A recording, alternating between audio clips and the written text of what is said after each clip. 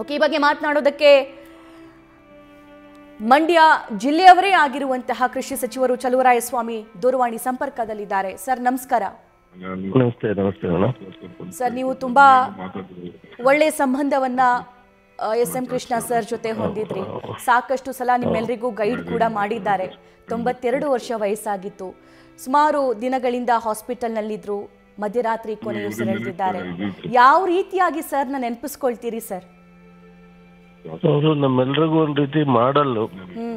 ಅವರು ಅವ್ರ ಲೈಫ್ ಅಷ್ಟೇ ಅಲ್ಲ, ಲೈಫ್ ಸ್ಟೈಲ್ ಅಷ್ಟೇ ಮಾಡಲ್ಲ. ಪೊಲಿಟಿಕಲ್ ಲೈಫ್ ಇರ್ಬೋದು, ಪರ್ಸನಲ್ ಲೈಫ್ ಇರ್ಬೋದು, ಮತ್ತು ಜಿಲ್ಲೆ ಬಗ್ಗೆ, ರಾಜ್ಯದ ಬಗ್ಗೆ ತುಂಬಾ ಗೌರವ ತಂದುಕೊಟ್ಟಿದ್ದಾರೆ. ನಾವು ಕಲ್ತಿದೀವಿ, ಇನ್ನೂ ಕಲಿಬೇಕಾದ್ರು ಬಹಳಷ್ಟಿದೆ. ಬೆಂಗಳೂರು ವಿಚಾರ ಇರ್ಬೋದು, ಇಡೀ ನಾಡಿನ ವಿಚಾರದಲ್ಲಿ ಅವರು 2 ಹೌಸ್ನಲ್ಲಿ ಇಲ್ಲಿ ಕೆಲಸ ಮಾಡಿದ್ದಾರೆ. ಅಲ್ಲೂ 2 ಹೌಸ್ನಲ್ಲಿ ಕೆಲಸ ಮಾಡಿರ್ತಕ್ಕಂಥದ್ದು ನನ್ನ ಅನಿಸಿಕೆ. ನನಗೆ ಗೊತ್ತಿಲ್ಲ, ಇವರೊಬ್ಬರೇ ಇರ್ಬೋದು ಅಂತ ಕಾಣುತ್ತೆ. ಇಷ್ಟೊಂದು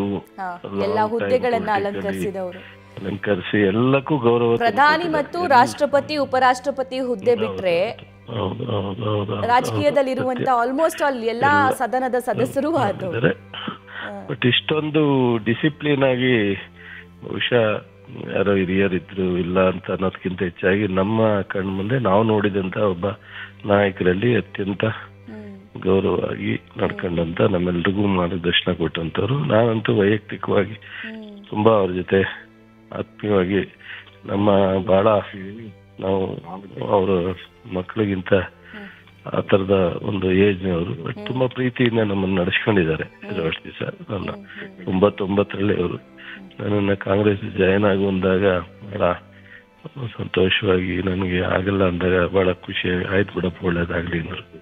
ಆ ತರ ಬಹಳ ಒಂದು ವಿಶ್ವಾಸದ ಮನುಷ್ಯ. ಹಾಗಾಗಿ ನಮ್ಗೆ ತುಂಬಾ ಇಡೀ ಜಿಲ್ಲೆಗಲ್ಲ ಅಥವಾ ನಮ್ಮ ಕರ್ನಾಟಕ ಎಂದಲ್ಲ, ಇಡೀ ದೇಶಕ್ಕೆ ಇಂಥ ಒಂದು ನಾಯಕತ್ವ ಅಷ್ಟನೇ.